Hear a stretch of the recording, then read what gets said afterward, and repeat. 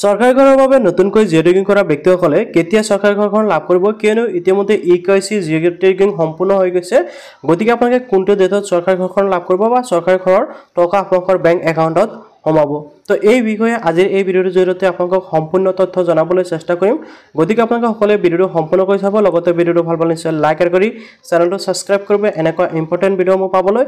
লগতে আপুনি যদি ভিডিঅ'টো ফেচবুকত চাইছে পেজটো ফলো কৰি শ্বেয়াৰ এটা মাৰিবলৈ পাহৰি নাযাব এনেকুৱা ইম্পৰ্টেন্ট আপডেটসমূহ পাই থাকিবলৈ ফ্ৰেণ্ডসকল আপোনালোকে সকলোৱে জানে যে ইতিমধ্যে কিন্তু চৰকাৰী ঘৰসমূহৰ জিঅ' টেগিং বা ইকেৱাইচিৰ কাম সম্পূৰ্ণ হৈ গৈছে এতিয়া আপোনালোকৰ মনৰ বহুতৰে প্ৰশ্ন যে আপোনালোকে কেতিয়ালৈকে ঘৰটো লাভ কৰিব বা আপোনালোকে এই নৱেম্বৰ মাহতে বা 30 নৱেম্বৰ দিনাখন চৰকাৰী ঘৰখন লাভ কৰিব নাই জানিবলৈ সম্পূৰ্ণ ভিডিঅ'টো চাব তো প্ৰথমতে মই আপোনালোকক এটাকৈ কথা ভালকৈ বুজাই দিবলৈ চেষ্টা কৰিম গতিকে আপোনালোকে ভিডিঅ'টো সম্পূৰ্ণকৈ চালে নিশ্চয় বুজি পাব বুলি মই আশা কৰোঁ তো প্ৰথম কথাটো হ'ল যে আপোনালোকে যিসকলে ইতিমধ্যে চৰকাৰী ঘৰৰ বাবে জিঅ' টেগিং কৰিলে আপোনালোকে সকলোৱে জানে যে আজিৰ পৰা 4-5 মাহ মান আগতে চৰকাৰ তৰফৰ পৰা আৱাজ প্লাছ নামৰ যেটো এপছ ওলাই দিলে আৱাজ প্লাছ 2024 সেই এপছৰ জৰিয়তে কি কৰিব পাৰিছিল আপোনালোকে সেলফ জিঅ' টেগিং কৰিব পাৰিছিল লগতে হকি বাইদেউসকলে ঘৰে ঘৰে গৈ জিঅ' টেগিং কৰাই দিছিল তো সেই সময়ত বহুত সংখ্যক মানুহে হকি বাইদেউসকলৰ জৰিয়তে জিঅ' টেগিং কৰালে বা নিজে জিঅ' টেগিং কৰালে এতিয়া সেই প্ৰসেসটো সম্পূৰ্ণ হোৱাৰ পিছত আকৌ দেখিবলৈ পোৱা গ'ল যে যোৱা কিছুদিন আগতে কি হ'ল বহুত সংখ্যক মানুহৰ ঘৰে ঘৰে গৈ চৰকাৰৰ তৰফৰ পৰা কিছুমান কৰ্মী নিয়োগ কৰিলে যিসকলে ঘৰে ঘৰে গৈ ইকেৱাইচি বা জিঅ' টেগিংটো কৰাই দিলে এতিয়া আপোনালোকৰ ইকেৱাইচি বা জিঅ' টেগিং দুয়োটা সম্পূৰ্ণ হৈ গ'ল তেনে ক্ষেত্ৰত আপোনালোকে কেতিয়া ঘৰখন লাভ কৰিব এই প্ৰশ্নটো আপোনালোকৰ মনত আহিছে ইয়াৰ লগতে বহুত সংখ্যকৰ এনেকুৱা হৈ আছে যে যেতিয়া নেকি প্ৰথমতে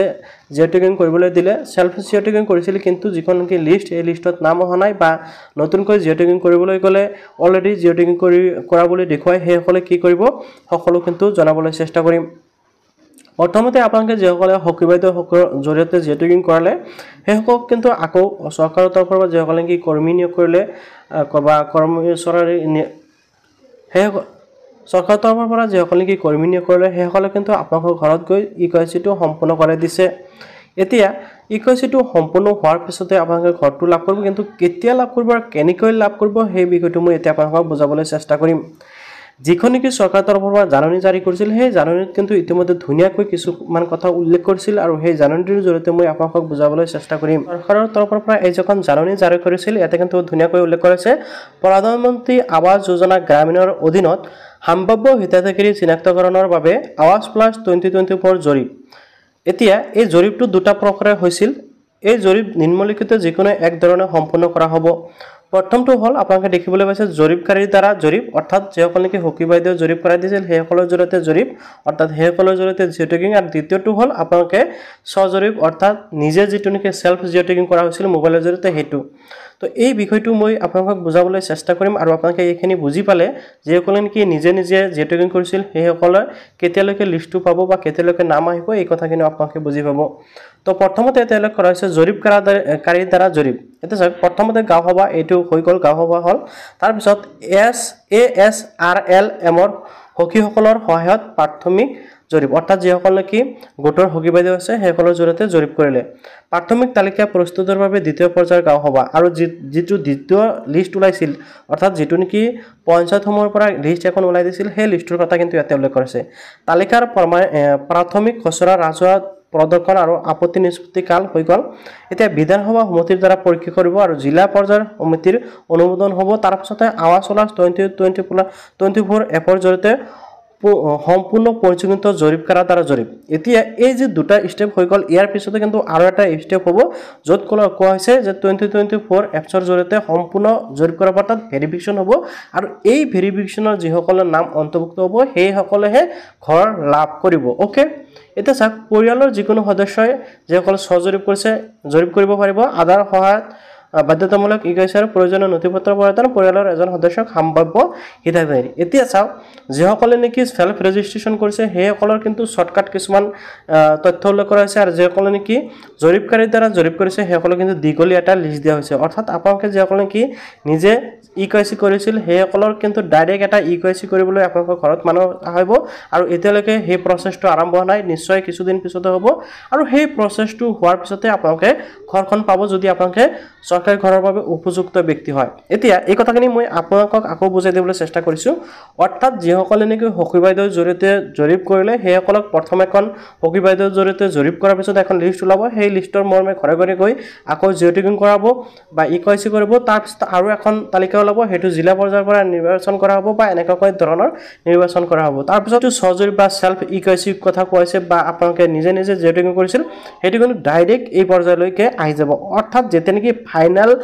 ভেৰিফিকেশন হ'ব তেতিয়াহে আপোনালোকৰ ঘৰত অৰ্থাৎ যিসকল নেকি সেলফ জিঅ' টেগিং কৰিছিল সেইসকলৰ ঘৰে ঘৰে গৈ জিঅ' টেগিং কৰাব বা ইকআইচি কৰাব বা ভেৰিফিকেশনটো কৰাব ওকে তাৰ পিছত চূড়ান্ত পৰ্যায়ত কি হ'ব তৃতীয় গাঁও সভা আৰু আপত্তি নিষ্পত্তিকাল ইয়াৰ পিছতে কিন্তু আৰু এটা অপচন আহিব য'ত নেকি কোনোবা মানুহে যদি অলৰেডি চৰকাৰী ঘৰখন পাইছে তাৰ এখন ভেৰিফিকেশন হ'ব বা আপোনালোকে তাৰ বিপৰীতে কমপ্লেইনো কৰিব পাৰিব এনেকুৱা ধৰণৰ কিছুমান আছে তাৰ পিছতে চূড়ান্ত তালিকা এখন ওলাই আহিব অৰ্থাৎ আপোনালোকে যে চৰকাৰী ঘৰখন লাভ কৰিব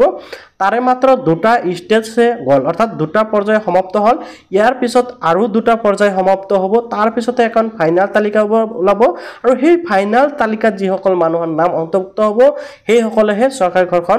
লাভ কৰিব আশা কৰোঁ আপোনালোকে নিশ্চয় বুজি পাইছে যে আপোনালোকে কেতিয়ালৈকে চৰকাৰী ঘৰখন লাভ কৰিব এতিয়া আপোনালোকে দেখিবলৈ পাব বহুতে ডেটৰ কথা কৈ আছে যে আপোনালোকে 30 নৱেম্বৰ বা 10 নৱেম্বৰ এইটো তাৰিখত পাব বা হেতু তাৰিখত পাব তো চৰকাৰৰ তৰফৰ পৰা এতিয়ালৈকে কোনো ধৰণৰ ডেট এতিয়ালৈকে মেনশ্যন কৰা নাই বা আপোনালোকে কোনটো ডেটত আপোনালোকে চৰকাৰী ঘৰখন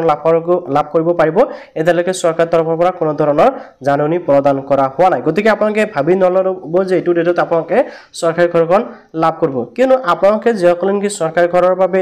জিঅ' টেগিং কৰাইছিল বা আপোনালোকে যিসকলে চৰকাৰী ঘৰৰ বাবে আবেদন কৰিছিল সেইসকলৰ মাত্ৰ দুটা পৰ্যায়হে সমাপ্ত হ'ল আৰু আগত দুটা পৰ্যায় আছে সেই দুটা পৰ্যায় আপোনালোকৰ সমাপ্ত হোৱাৰ পিছতে আপোনালোকৰ নাম চূড়ান্ত তালিকাত প্ৰকাশ পাব আৰু যিটো নেকি ডাইৰেক্ট অনলাইনৰ পৰা আপোনালোকে চাব পাৰিব যে আপোনালোকৰ নাম যি আৱাজ প্লাছৰ জৰিয়তে ইকআইচি কৰা হ'ল বা জিঅ' টেগিং কৰা হ'ল আপোনালোকৰ নাম অন্তৰ্ভুক্ত হৈছে নে নাই যদি সেইখন তালিকাত আপোনালোকৰ নাম অন্তৰ্ভুক্ত হয় অৰ্থাৎ অনলাইনত যিখন নেকি লিষ্ট ওলাব সেই লিষ্টত যদি আপোনালোকৰ নাম অন্তৰ্ভুক্ত হয় তেতিয়াহে আপোনালোকে চৰকাৰী ঘৰখন লাভ কৰিব অন্যথা আপোনালোকে চৰকাৰী ঘৰখন লাভ নকৰে বহুতেই ভাবি আছে যে আমি জিঅ' টেগিং কৰিলোঁ ইকআইচি কৰিলোঁ আমি ঘৰখন অতি শীঘ্ৰে পাম বুলি ভাবি আছে তো এতিয়ালৈকে চৰকাৰৰ তৰফৰ পৰা কোনো ধৰণৰ ডেট দিয়া নাই বা আপোনালোকে অতি শীঘ্ৰে লাভ নকৰে কমচে কম 1 পৰা 2 বছৰ সেই সময় লাগিব এই সম্পূৰ্ণ প্ৰচেছ কমপ্লিট কৰিবলৈ তাৰ পিছতহে আপোনালোকে চৰকাৰী ঘৰখন লাভ কৰিব এতিয়া আপোনালোকে যদি চৰকাৰী ঘৰৰ বাবে আবেদন কৰিব বিচাৰে বা চৰকাৰী ঘৰ এখন পাব বিচাৰে তেনেকৈ কিছুমান ডকুমেণ্টছৰ প্ৰয়োজন হ'ব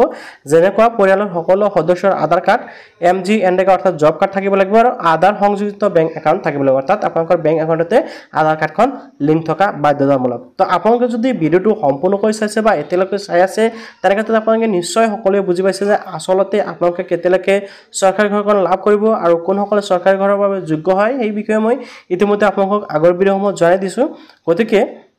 ভিডিঅ' যদি আপোনালোকে সম্পূৰ্ণকৈ চাইছে নিশ্চয় বুজি পাইছে ইয়াৰ পিছতো যদি আপোনালোকৰ কিবা বুজিবলগীয়া বা জানিবলগীয়া কনফিউজন আছে নিশ্চয় কমেণ্টত জনাব পাৰে মই আপোনালোকক এনসাৰ দিবলৈ চেষ্টা কৰিম আৰু আগন্তুক দিনত এনেকুৱা গুৰুত্বপূৰ্ণ ভিডিঅ'সমূহ পাবলৈ চেনেলটো সাবস্ক্ৰাইব কৰিবলৈ পাহৰি নাযাব এনেকুৱা ইম্পৰ্টেণ্ট ভিডিঅ'সমূহ পাবলৈ আপোনালোকে নিশ্চয় লাইক কৰিবলৈ পাহৰি নাযাব